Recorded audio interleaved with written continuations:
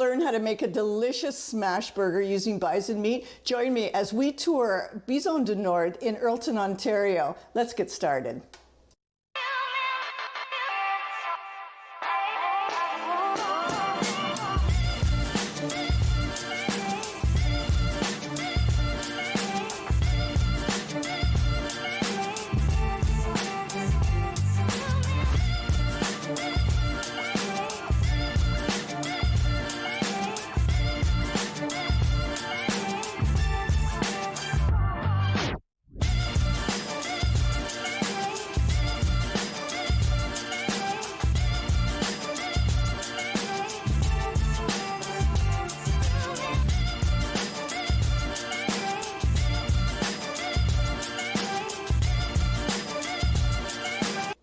Welcome to our series Farm to Fork. I'm Chef Connie Powers, and today I'm taking you to Earlton, Ontario. We're going to visit two farms. We're going to meet Amanda and Eric from Spring Bloom Acres. Now, Amanda and Eric are known for their greens, their mixed greens. We brought some home with us. We're going to put those into our dish today. Then we're going to head over to Airport Road and we're going to meet the Boulanger family on Bison Du Nord.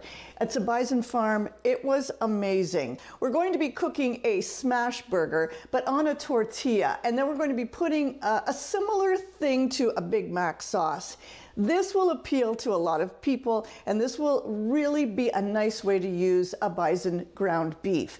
Now, we met the family at the bison farm, and you'll see in the tour, they gave us a really nice explanation of why you find ground bison and not often roasts or chops or steaks. And you'll see that in the tour, the reason why. So today, we're going to be using some Bison Du Nord ground meat, and it is lean. So we're going to be using a little bit of olive oil in our pan, and we're going to just leave it as we can with a little bit of onion, a little bit of salt and pepper. That's it. First of all, we're going to start off with making the sauce that will go on top of the smash burger. And it is similar to a Big Mac type of sauce. So you start off with 1 cup of mayonnaise.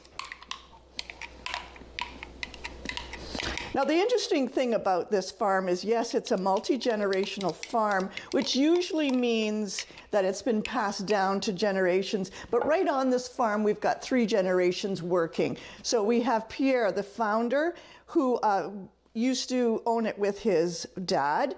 And then we have his 2 grown children, Charles and Jacinthe, and their grandchildren, their children, so Pierre's grandchildren, came on the tour with us. They all know the farm. 1 cup of mayo, and then you're going to put about a 1/4 cup of green pickle relish. This is not your homemade pickle relish. This is the green one that you find vibrantly on the grocery store shelf.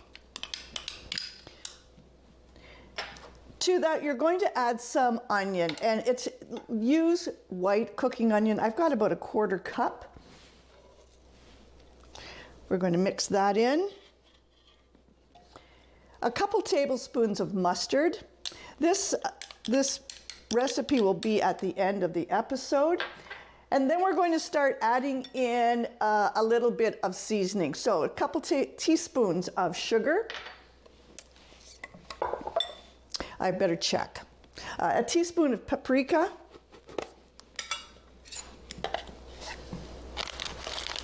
Now, I'm using a smoked paprika. If you don't want to use that, you can use a sweet one too. I thought the smokiness would just fit well with the meat. 1/2 teaspoon of salt.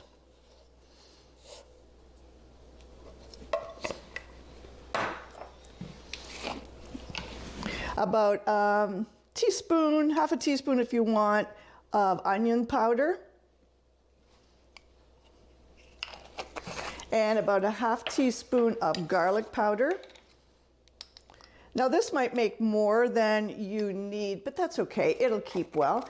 And then you're going to put in about a teaspoon of plain white vinegar.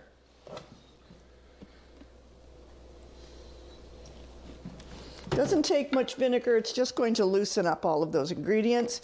And then we'll mix that together.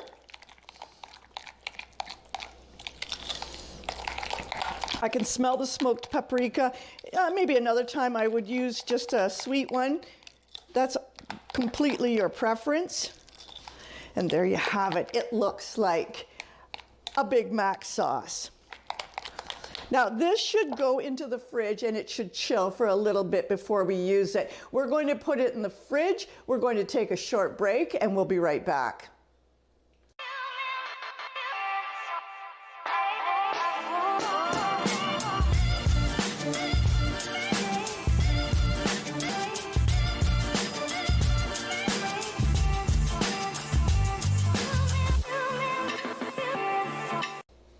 Welcome back. You're watching Farm to Fork on Rogers TV. I'm Chef Connie Powers, and today we went on a tour to Bison Du Nord, and we met the owners and operators of the Boulanger family, and we learned that they had just returned after our tour. They had just returned from a huge festival where they sold thousands of smash burgers using their meat. So today we're going to try to replicate that. We're going to take it a little bit different and not make the burger on a bun. We're going to be putting on a tortilla shell. So if you look at the bison ground meat, there's nothing we needed to do to this except I added a little bit of shallots and I added some salt and pepper.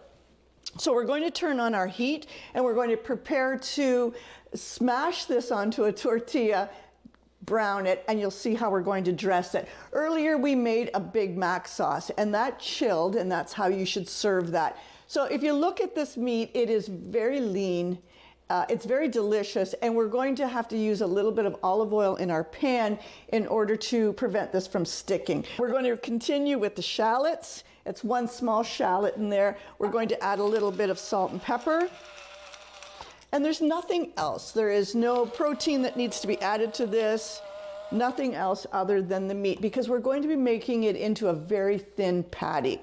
So we have our pan heating. We're going to add a little bit of oil to the pan just to season it, add some flavor, and prevent the meat from sticking.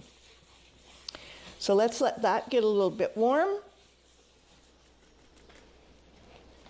Now we'll mix this up, make sure all the shallots are in the meat and the salt and pepper is mixed in.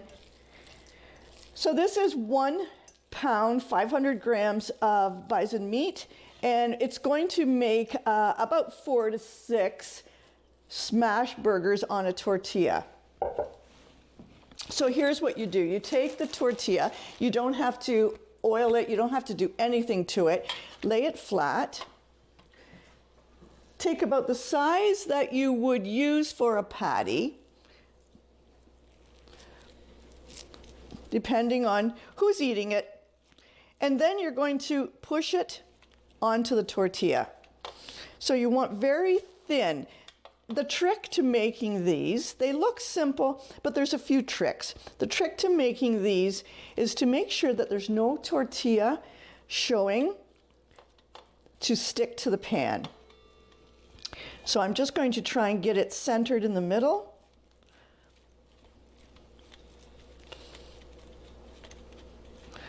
There, a thin layer.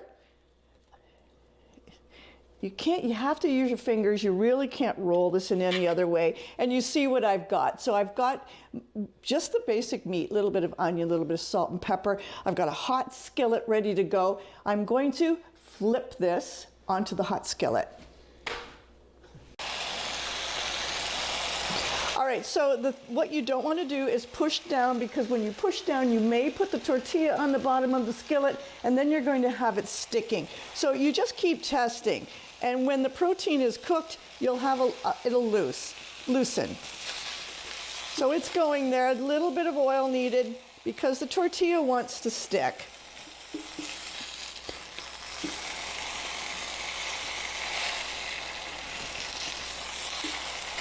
But remember, it's a thin layer of meat. So I've prepared 3 more, and we did get about 4 out of the 500 grams. I could have made them thinner. It depends on who's eating this. If this is going to be someone who's got a big appetite, there's a little bit more weight here. I've made a small one if there's a child in the family. All right, this feels like it wants to loosen. I can smell there's a really nice caramelized flavor or smell coming from the meat. We're going to give it a flip and it's done. You take it off so that the tortilla does not stick. And that's when you can start dressing it. While I'm dressing it, I'm going to get the next one in. I might put a bit more oil. I take it and flip. All right, so on our ready to go tortilla, we have got a little bit of onion. You want to put some thinly sliced white onion. It smells delicious, but we are trying to get that Big Mac kind of flavor, and onion is necessary. You could even put a little pickle on it if that suits you. So we're going to cut up some of this fresh lettuce. What you can do is you can go over and give Amanda and Eric from Spring Bloom Acres a follow, and you can go over to Bison Du Nord and give them a follow. Very fascinating farms, close to each other, and they all work at the same market. All right, we're going to dress this a little bit with some of that nice lettuce, and then we're going to put our Big Mac sauce on it. We're just going to drizzle that over. So yeah, while I'm dressing this one, I can hear and I can smell the other one starting to cook. While we're cooking this, we're going to take you on the tour of the Bison Du Nord. Take a look at this. Welcome to our series Farm to Fork. We're here in Haileybury, Ontario. We're on the property of Amanda Rice and her #1 employee, Eric, and we are on Spring Bloom Acres. Let's go see what they have to show us. So when we drove up, you told me that this was a generational farm. Explain that to us. It is. We kind of skipped a generation in that, though. The land we have here is a section of what used to be my grandfather's farm property. Okay. So your grandfather sold it to someone and then you purchased it back from them? Is that how it went? That's very cool. So, and then you were telling me that your dad lives over on this farm and you've got some property over there? Yes, my dad lives right next door. We all moved up here together originally, intending to farm that property next door. It has 25 acres in the back field that we planted hay on. Okay. And that's also where we've been growing our vegetables up until we were able to purchase this property. So it looks like you have some chickens, some ducks, and a farm store. Do you want to go look at that? Absolutely. You know, there's two different types of dogs on the farms. There's either the ones that they say they're not the social creatures, they know their job, or else they're pets. Yeah. And I think you're better off with the ones who know their jobs. We haven't lost a bird since we got here. Oh, is that right? Yeah. What will be for sale in this? So you're going to have your produce. Do you have eggs? We do. We have some laying hens. We have eggs. We have broiler chickens. We raise ducks and turkeys, as well as our vegetables, as well as produce and meat from other local small so you're farms. going to have local farms also here? Yeah. Are those walk-in freezers in the making? They are. We have a walk-in cooler that we're going to use both for our harvest and for bulk storage. And this is going to be year-round? Yes. Wow, that's a really ambitious enterprise. Good for you. I've been keeping bees with my father for the last 6 years. Oh, nice. So we've had some gains and losses, but this is the first year we're hoping to have a substantial harvest that we can sell at our store. We're planning to take off the honey boxes at the end of the month so that the bees have plenty of time before winter sets in to stock up their own hive. Turkeys, are you We have 25. 25, and is that going to be a Thanksgiving processing, or is that going to be Christmas? Both, actually. Okay. We're doing 2 rounds, so we'll have a dozen Thanksgiving turkeys and a dozen Christmas turkeys.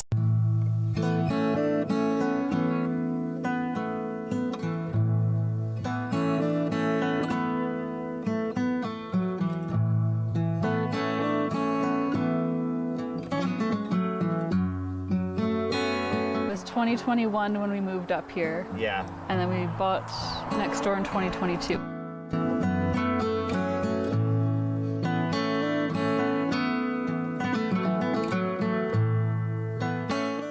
We are in in Earlton, a town in the district of Temiskaming, about 10 minutes from the Quebec border. This is operated by Pierre Boulanger and his family. It's a multi-generational run business. We are going to be looking at the livestock and how they market their product. Let's go see what they have for us. So how many acres would you say in total of this? It's about 650. 650, and how many head do you have? With the calves, 400. So we do rotational grazing to ensure that the grass gets a good length of time to regenerate itself. And it also ensures that they always have some fresh grass and they don't overgraze the pastures. And then in the winter time, what do you feed them? Silage bales are these round bales that are wrapped up on the hill here. That's basically what you're looking at. Is almost all of their.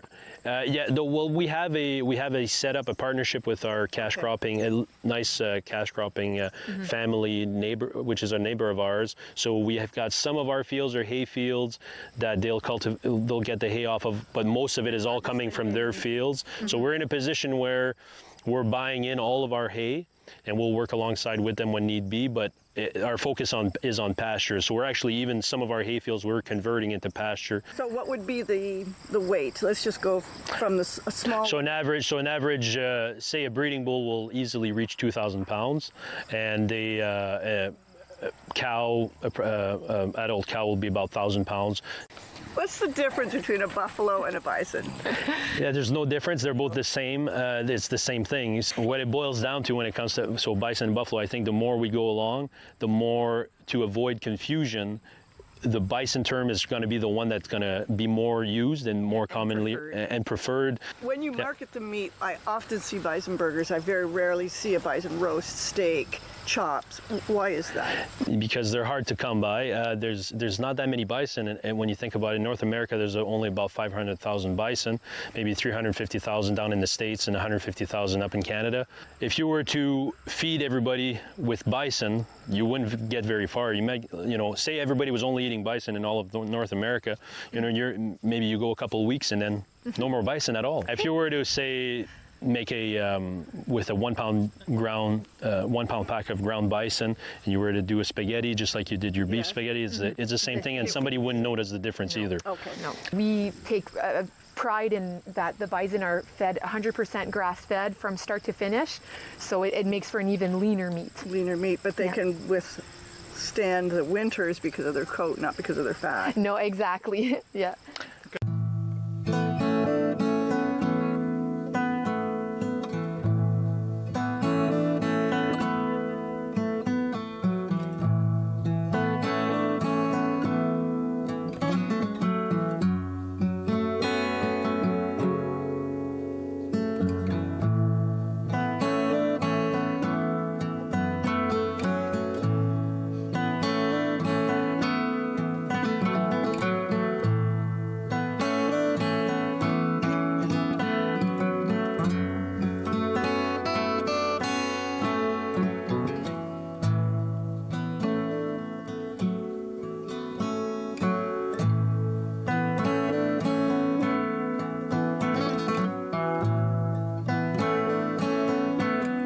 So when you process them into meat, I see that, this is a fur, skin, hair that's different.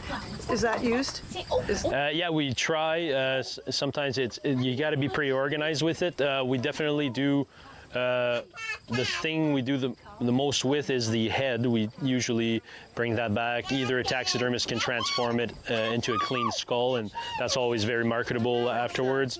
I do some of it too, the cleaning process, whether it's a boiling process or natural process. We try to do something with the heads for sure, and then the hides here and there, we try. Yeah, there's some markets for all of that stuff, but you have to have a system in place, and but mostly it's when we go to the abattoir with the bison, it's obviously for the carcass that gets we sell as mostly wholesalers. We've got volume, we've got a big herd, and we'll ship throughout Ontario, as well as local. It can only go as far as that because we use a provincially approved abattoir. So we have taken a great tour, and now we're back into the gift shop. We want to talk to you about how do you market the product, where can the consumer find you, and Somebody we haven't brought up much in this is your mom, and I would like you to talk about the role of the matriarch, not out in the field, but in the family. I'm going to leave it to you. Okay, great. Well, I'll start with the role of the matriarch, which is obviously very, very important. She's not in the limelight often, but she is central to the operation, and she takes care of a lot of admin stuff. So paying the bills, taking calls, making sure people are on time. She's very central to the operation, and I know that she doesn't get a lot of spotlight, and she's happy with that. She's okay with that, but I do want to give her a shout out because she's very important to the farm, and without her we would be way less organized and way less fed because she does host us quite often, and she feeds the whole family, and she knows how to cook bison. So if ever you need tips and tricks, she's been cooking it for 40 years, so she knows how to cook it well. So this used to be just a tool tool shop where we stored all our things in the garage, but we transformed it into a little gift shop. We noticed that after our tours, people would be asking, oh, where can I buy your t-shirts? Do you have any, anything for the kids? So we just started to kind of, accumulate some little knickknacks and things, like a little bison stuffy, and really nice art that we found on Etsy, this artist that makes these beautiful bison prints. And so we're just kind of accumulating things that we find are really nice and gift worthy. And so people come in and have a look. This is a local artist that does these little frames here, December Pine Handmade. Makes these great little frames. We have some books, and we kind of, put some memorabilia in the gift shop as well. So we've framed some newspaper articles that we've accumulated over the years. So this is actually my brother's wife here is a great painter and a great artist, and so she does some custom work for clients that want a specific theme to a skull. And so this is one that we have for sale, and my brother indicates all the details here on the little tag, and it's for sale in the shop. We need more skulls because they're actually really in demand, surprisingly. And this is just a little timeline here that we made for our 50th. So here, see, we did include my mother here in the shot. In the very beginning, when we would bring hay out, this is bébé Charles and my sister Marie-Pierre going out to bring hay to the bison in the winter time.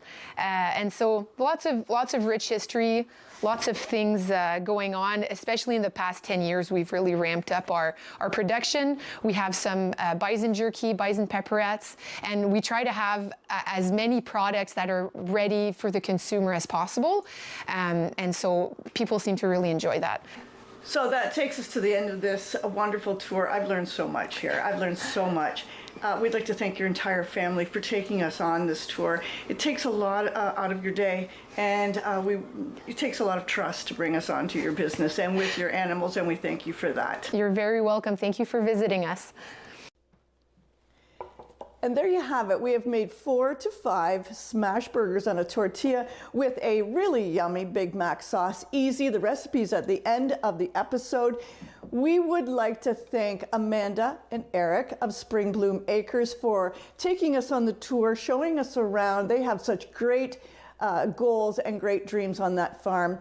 We would like to thank the Boulanger family from Bison Du Nord who took us on a tour and really showed us the respect of that animal and how to remember that it is an instinctive animal. If you notice, we kept our distance from them. Thanks for showing up today. Until next time, keep cooking.